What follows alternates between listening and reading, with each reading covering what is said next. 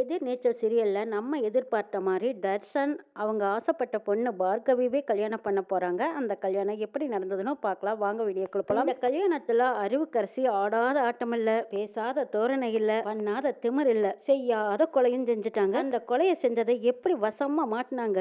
அறிவுக்கரசிய மாட்டி விட்டது யாரு? அறிவுக்கரசி குணசேகரனை எப்படி மாட்டி விட போறாங்க? நந்தினி ரேணுகா ரெண்டு பேரும் சேர்ந்து தர்சனை டே தர்சா அவங்க ரூட்லயே போடா, போய் அவங்க சொன்ன மாதிரி அன்புக்கரசி கழுத்துல தாலியை கட்டு. நீ தாலியை கட்டி வந்ததுக்கு அப்புறம் அவங்க என்ன காலம் பூரா உன் கூடயே குடும்பம் நடத்திருக்குமா கூட இருப்பாங்க. அவங்களால ஒன்றும் பண்ண கிழிக்க முடியாது. இப்ப தாலியை தானே கட்ட சொல்லி இந்த பாடுபடுத்துறாங்க. நீ தாலியை கட்டிட்டு வந்துடுடா, உனக்கு டைவர்ஸ் நான் வாங்கி கொடுக்குறேன். நீ எதுக்கு சாகணும்? சாக வேண்டியவங்க இங்க இருக்காங்க. இங்க பாருடா, பொணத்தோட குடும்பம் நடத்துறேன்னு சொல்றாங்க. இவங்கெல்லாம் தாண்டா உயிர் இல்லாத பொணக்கு பிடிச்ச மாதிரி நீ பார்கவிய கல்யாணம் பண்ணிக்கோ. சாகிறதா இருந்தா இவங்க எல்லாரும் சாகட்டு, இவங்க எல்லாத்தையும் குழியில இறக்கிடலாங்கிறாங்க ரேணுகா. போப்பா போய் அவங்க சொல்ற மாதிரியே மணமேடையில உட்காரு. அந்த தாலியை கொடுத்தாங்கன்னா அதை வாங்கி அந்த புள்ள கழுத்துல கட்டிடு. நான் அந்த ரூம்ல உங்ககிட்ட என்ன சொன்னனோ அதைத்தான்ப்பா இப்பவும் சொல்றேன்.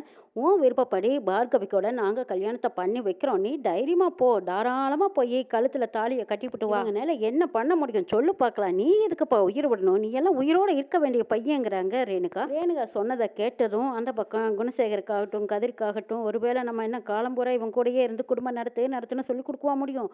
தாலி தான் கட்ட வைக்க முடியும். இதுக்கப்புறம் ஒருவேளை நம்ம பேச்சையெல்லாம் மாறி மீறிட்டா என்ன செய்யறது? இது கொஞ்சம் ரிஸ்கா தான் தெரியுதுன்னு நினைச்சிட்டு எப்படியாவது இந்த நேரம் மட்டும் நம்ம ஜெயிச்சா போதுன்னு நினைச்சிட்டு போறாங்க. அறிவுக்கரசி கையில் எடுத்த சேரை தூக்கி விசிறி எறிஞ்சிட்டு, அடி போங்கடி, இப்போ என் தங்கச்சிக்கு கல்யாணம் நடக்க போகுது, அவன் என் வீட்டு மாப்பிள்ளையானதுக்கு அப்புறம் இந்த குடும்பத்தை என்னமா ஆட்டி வைக்க போறேன் பாருன்ட்டு போய் மணமடையில் நிற்கிறாங்க. அங்கே அன்புக்கரசியும் உட்கார வச்சு இன்னும் கொஞ்ச நேரத்தில் இந்த கல்யாணம் நல்லபடியாக சீரும் சிறப்புமா நடக்க போகுது மாமா, கவலைப்படாதீங்கன்னு சொல்லிட்டு போகிறாங்க. இந்த பக்கம் குணசேகர் நடக்குமா நடக்காதா, இந்த ஜனனி இப்படி ஒரு சவாலை விட்டுட்டு போனாலேன்னு அப்படியே அடி வயிற்றுல நெருப்பு கட்டிட்டு குறுக்குன்னு குறுக்குன்னு வந்திருக்காரு. ஆச்சு இங்கே நடக்கிறது எல்லாம் பார்த்துட்டு, ஐய என்னது இந்த பையனை போட்டு இப்படி பாடா படுத்துறாங்க, இந்த கல்யாணத்தை நல்லபடியாக நடத்தி வீட்டுக்கு கூட்டிட்டு போயிட்டா தொல்லையே முடிஞ்சதுன்னு நினச்சிக்கிட்டு இருக்காங்க. விசாலாட்சி மேடைக்கு போய் கொண்டிருக்காங்க. அப்போ கதிர் சொல்கிறாரு, இதை பாருங்கண்ணே, இன்னும் 5 நிமிஷத்தில் நாம் நினைக்கிற மாதிரி தர்சன் இந்த புள்ளக்கலத்தில் தாலியை கட்ட போகிறான். நாம தானே ஜெயிக்க போகிறோம், நீங்கள் ஒன்றும் கவலைப்படாதீங்க, வெற்றி நம்ம பக்கம்தான் அப்படின்னு சரியான கூக்குரல் கொடுக்குறாங்க. குணசேகர் அப்பவும் அமுக்கமாகவே உட்காந்துருக்காரு. இந்த நிமிஷம் வரைக்கும் என்ன நடக்க போதோ ஏது நடக்க போதோ அப்படிங்கிற ஒரு பயம் அவங்க கண்ணில் தெரியுது. ரேணுகாவும் நந்தினியும் ஜனனி கண்டிப்பாக வந்து நிற்பா, ஜீவானந்தம் பார்கவி இவங்க சொன்ன மாதிரி ஜனனி அவங்கள கூட்டிட்டு வந்து நிக்கத்தான் போறா அப்படிங்கிற ஒரு ஆணித்தரமான ஒரு நம்பிக்கை தைரியம் அவங்களுக்குள்ள இருந்துட்டே இருந்துச்சு. கண்டிப்பா ஜனனி வந்துருவா. தர்சன் நினைச்ச மாதிரி அவ விருப்பப்பட்ட பொண்ணு கழுத்துல தாலி கட்டி அவனை நம்ம சந்தோஷமா வாழ வைக்கத்தான் போறோம். அக்கா சொன்ன மாதிரி அவனோட வாழ்க்கையை நம்ம நல்லபடியா காப்பாற்றத்தான் போறோம். அக்கா சொன்ன மாதிரி ஆசைப்பட்ட மாதிரி அவன் வாழ்க்கையை நம்ம அமைச்சு கொடுக்க வேண்டியதுதான் நம்ம கடமைன்னு ஒரு எதிர்கொண்டு நிற்கிறாங்க. முகூர்த்தத்துக்கு நேரம் ஆகிட்டே இருக்கு. இங்க ஜனனி பார்கவி ஜீவானந்தம் இவங்க 3 பேரும் இந்த புலிகேசியை ஏமாத்திட்டு வர்றதுக்குள்ளேயே போதுமடா சாமின்னு இருக்கு. இங்க சக்தி வீட்டுக்கு போய் அவங்க ஒரு ஆதாரம் திரட்டி பார்க்கும்போது அங்க வேறொரு ஆதாரம் கைக்கு கிடைச்சிருக்கு. ஸ்ட்ராங்கான ஆதாரம். வீட்டை விட்டு எல்லாத்தையும் வெளியே விரட்டி விரட்டி அடிக்கிற அளவுக்கு சக்தி சொத்து பூரா அவங்க கைக்கு வந்து சிக்கி இருக்கு. இது தெரியாத இவ்வளவு நாளா இந்த குணசேகரன் நம்ம எல்லாத்தையும் ஆட்டி படைச்சிட்டாரேன்னு இப்போ ஸ்ட்ராங்கான ஒரு உண்மையை கையில் எடுத்துக்கிட்டு வராங்க சக்தி. இங்க பார்த்தா போட்டோகிராஃபரிங்கான வீடியோ கேமராமேனிங் காணா. இதை கேட்குறாங்க ஞானம்.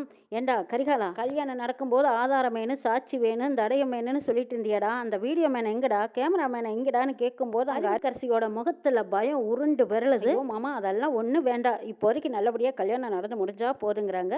அப்போ கரிகாலன் சொல்றாங்க, அட போக்கா, என்னோட கல்யாணமே ஆதாரம் ஆதாயம் எதுவுமே இல்லாமல் நடந்து முடிஞ்சிருச்சு. ஆனால் இவன் கல்யாணமாவது ஏதோ இவ்வளவு பிரச்சனைகளையும் தாண்டி நடக்குது இல்லையா, அதனால கண்டிப்பாக அத்தாச்சி வேணும்னு சொல்லிட்டு இருக்காங்க. இதை கேட்ட அறிவுக்கரசி, டேய் கரிகாலா கொஞ்சம் பேசாமல் அமைதியாக இருக்க முடியாதா, ஓரமாக உட்காரடாங்கிறாங்க. அட என்னக்கா இது, என்னோட ஃப்ரெண்டு என்னை நம்பி வந்தானுங்க, அவனுங்களை காணானா நான் கேட்கத்தானே செய்வேன். ஃபோட்டோகிராஃபருக்கு ஃபோன் பண்ணுறாங்க. ஃபோட்டோகிராஃபர் நான் போலீஸ் ஸ்டேஷனில் இருக்கிறேங்கிறாங்க. இதை கேட்டதும் கரிகாலன் என்னடா சொல்கிற அப்படின்னு கேட்கவும், ஆமாங்க அடித்து கொலை பண்ணிட்டாங்கங்கிறாங்க. கரிகாலன் நான் வாயை வளர்ந்தபடி நிற்கிறாங்க. டே என்னடா சொல்கிற, இவனை கொண்டு போட்டாங்களா அப்படிங்கவும், ஆமாண்டா மண்டபத்தில் இருக்கிற சிசிடிவி கேமரா இப்போ லைவாக ஓடிக்கிட்டு இருக்கு, நாடெங்கும் உலகம் எங்கும் இன்டர்நெட்டில் நாங்கள் வெளியிட்டுட்டோங்கிறாங்க. விடிய எங்கே தான்டா காத்துட்டு இருந்தான், அதுக்குள்ளே யாரடா கொலை பண்ணியிருப்பாங்கங்கிறாங்க. அங்கே தான் அந்த அறிவுக்கரசி தான் கொலை பண்ணியிருக்கா. இன்டர்நெட்டில் லைவாக போயிட்டு இருக்குது. உங்ககிட்ட டச் ஃபோன் இருந்தால் அந்த வீடியோவை எடுத்து பாருன்னு சொல்லிக்கிட்டு இருக்கான் ஃபோட்டோகிராஃபர்.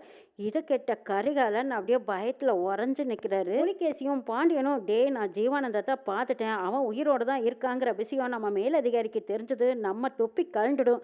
நான் தான் உன்கிட்ட சொன்னனால அவனை சுடாத, கையும் களவுமா பிடிச்சிடலாம், பிடிச்சதுக்கு அப்புறம் ஏதாவது பண்ணிக்கலாம், நம்ம பிடியில வச்சுக்கிட்டு ஆட்டலான்னு நான் நினைச்சேன். ஆனா நீ கேட்டியா? சுட்டுட்டேன்னு சொல்லி வெளியில அனௌன்ஸும் பண்ணி மீடியாவுக்கு நீ தகவல் சொல்லிட்ட. இப்ப நீ அவன் உயிரோட வந்து நிக்க போறான், நின்னான்னா நம்ம வேலை கால். நான் சொன்னா நீ கேட்டியா அப்படின்னு புலிகேசி அதட்டுறாங்க பாண்டியன். இந்த பக்கம் புலிகேசி, அடப்பாவி, இவன் இந்த ஜீவானந்தம் பெரிய கில்லாடி தான், ஆனா நான் சுட்டதெல்லாம் உண்மைதான். அப்பவே அவன் சுருண்டு விழுந்தான், செத்திருப்பான்னு தான் நான் நினைச்சேன்.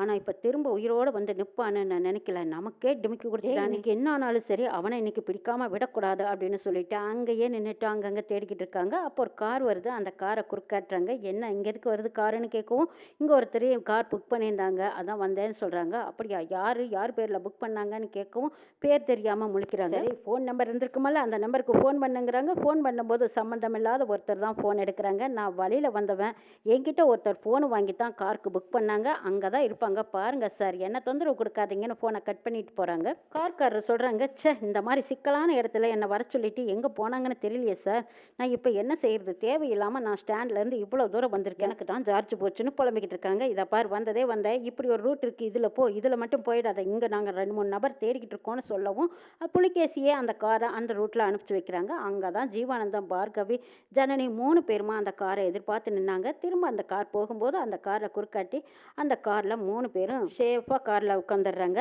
அதுக்கப்புறம் ஹாஸ்பிட்டல் போக சொல்கிறாங்க. ஹாஸ்பிட்டலில் போய் ஈஸ்வரியை பார்க்குறாங்க. தர்ஷினி, ஜீவானந்தம், பார்கவி, ஜனனி இவங்கள பார்த்ததும் மறு உயிர் வந்த மாதிரி அப்பா அப்படின்னு சொல்லிக்கிட்டு போய் அழுது கண்ணீர் விட்டு நிற்கிறாங்க. அப்போ ஜீவானந்தம், ஜனனி இவங்க எல்லாரும் தர்ஷனிக்கு ஆறுதல் சொல்கிறாங்க. இதை பார் தர்ஷினி, இவங்க ஒன்றும் கவலைப்படாத, அம்மா கூடிய சீக்கிரம் குணமாயிடுவாங்கங்கிறாங்க. சரி, இங்கே நான் ஈஸ்வரிக்கு பக்கத்தில் இருக்கேன், நீங்கள் எல்லாருமா மண்டபத்துக்கு போங்கன்னு ஜீவானந்தம் சொல்லவும், பார்கவி மணப்பெண் அலங்காரத்தோட ஜனனி அவங்கள திரும்ப மண்டபத்துக்கு கூட்டிகிட்டு போகிறாங்க. போகிற வழியிலேயே சக்திக்கு ஃபோன் பண்ணுறாங்க. சக்தி, நான் போலீஸ் ஸ்டேஷன்ல இருந்து போலீஸ் பாதுகாப்போட நான் வந்துட்டு இருக்கேன் ஜனனிங்கிறாங்க. ஓ அப்படி, இது ரொம்ப நல்லதா போச்சு. சரி, நீ போலீஸோட வா, நானும் மண்டபத்துல தான் இருக்கேன்னு ஜனனி சொல்லவும், அங்க சக்தி போலீஸோட மண்டபத்துக்கு போக கரெக்டான நேரமா இருக்கு. முன்னாடி போலீஸ் அனுப்புறாங்க. போலீஸ் வரதை பார்த்த ரேணுகா, நந்தினி இவங்க எல்லாரும், என்ன சார் என்னாச்சு அப்படின்னு கேட்கவும், ஒன்றும் இல்லைங்க, அறிவுக்கரசி அரெஸ்ட் பண்ண வந்திருக்கோங்கிறாங்க. இதை கேட்டதும், ஆஹா சூப்பர், இவளை அரெஸ்ட் பண்ணாவே இந்த கல்யாணம் நின்று போயிடுமே அப்படிங்கிற சந்தோஷத்துல அவங்களும் பின்னாடியே ஓடி வராங்க. இங்க போலீஸை பார்த்ததும் குணசேகரன் எழுந்து நிற்கிறாங்க. அங்க கல்யாணம் மேலதாளம் போட்டுட்டு இருக்கும்போது நிறுத்துங்கன்னு கிட்ட வர்றாங்க போலீஸ். அவங்கள பார்த்ததுமே தர்சனுக்கு ஒரு தைரியம் வந்துடுது. அவர் அப்படியே எழுந்திருச்சு நிற்கிறாங்க.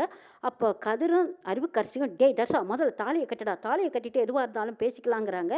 இங்கே குணசேகரன், என்ன சார் இது, இப்போ எதுக்கு இங்கே வந்திருக்கீங்க, நாங்கள் யாரும் பாதுகாப்புக்காக கூப்பிடலையே அப்படின்னு குணசேகர் சொல்கிறாரு. சார், இந்த கல்யாணத்துக்கு நாங்கள் ஒன்றும் பாதுகாப்புக்கு வரல சார், இருக்கிறவங்க எல்லாத்தையும் பாதுகாக்கிறதுக்காக வந்திருக்கோம் சாருங்கிறாங்க. இதை கேட்ட குணசேகரன் அப்படியே திடுக்குன்னு திமிர்ந்து பார்க்குறாங்க. அந்த பக்கம் நிற்கிற அறிவுக்கரசியை போய் தரன்னு இழுத்துக்கிட்டு வர்றாங்க. இழுத்துக்கிட்டு வந்ததும், ஏமா நீ ஹெவினை கொலை பண்ணியிருக்கேம்மா, கொலையும் பண்ணிட்டு ஒன்றுமே நடக்காத மாதிரி மனமடியில் போய் நிற்கிறியான்னு கேட்குறாங்க. சார் சொல்கிறீங்க, அதுக்கு என்ன சாட்சி இருக்குதுங்கிறாங்க. சாட்சியும் ஆதாரத்தையும் போலீஸ் எடுத்து காட்டுறாங்க. இதை பார்த்ததும் கதிர், ஞானம் எல்லாருமே பதட்டப்படுறாங்க. அடிப்பாவி, கல்யாண மண்டபத்தில் ஒரு கொலையும் பண்ணிட்டியான்னு கேட்குறாங்க. ஆமாம், இதுக்கு எல்லாத்துக்கும் காரணம் யார் தெரியுமா, இந்த குணசேகரதான்னு சொல்கிறாங்க அறிவுக்கரசி. இதை கேட்ட குணசேகரன், என்னம்மா சொல்கிற, நீ பண்ண தப்புக்கு நான் காரணமா, தர்ஷன் உன் தங்கச்சி கழுத்தில் தாலி கட்டலைங்கிற கோவத்தில் பேசுறியாங்கிறாங்க. அதெல்லாம் ஒன்றும் இல்லை மாமா, போலீஸ் சார், நான் கொஞ்சம் குணசேகர் மாமா கிட்ட பேசிட்டு வந்துடுறேன், ஒரு நிமிஷம் இருங்கங்கிறாங்க.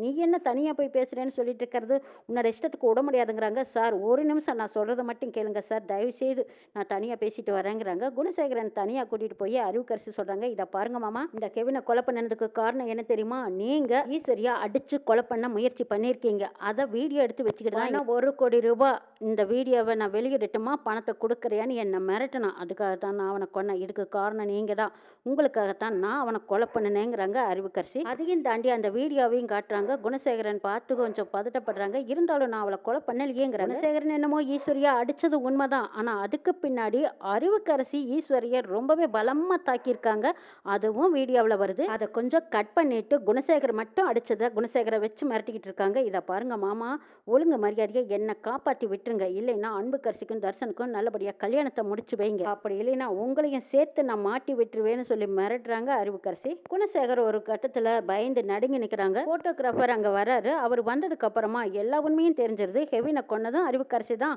ஈஸ்வரிய பலமா தாக்கி இன்னைக்கு ஹாஸ்பிட்டல்ல நினைவில்லாம கிடக்கிறதுக்கு காரணமும் அறிவுக்கரசி தான் உண்மையை வெளுத்துறாங்க. தான் கதிர் ஞானம் இவங்க எல்லாத்துக்குமே மண்டையில வரக்குது. அடே பாவி, இவ்வளவு பெரிய துரோகியா இருந்திருக்கா, இவ்வளவு பேர்த்து கொலை பண்ண முயற்சி பண்ணிருக்கா, நம்மள அடிச்சு கொலருக்கு எவ்வளவு நேரம் ஆகும்? இதுக்காகத்தான் இவ்வளவு அவசரமா தாலியை கட்டுன்னு சொன்னியா? அதெல்லாம் முடியாது. டே தர்சன் இறங்கி வாடாங்கிறாங்க. தர்சன் கதிர் ஞானம் குணசேகர் இவங்க எல்லாத்தையும் ஒரே தள்ளிட்டு பார்கவி கழுத்துல தாலி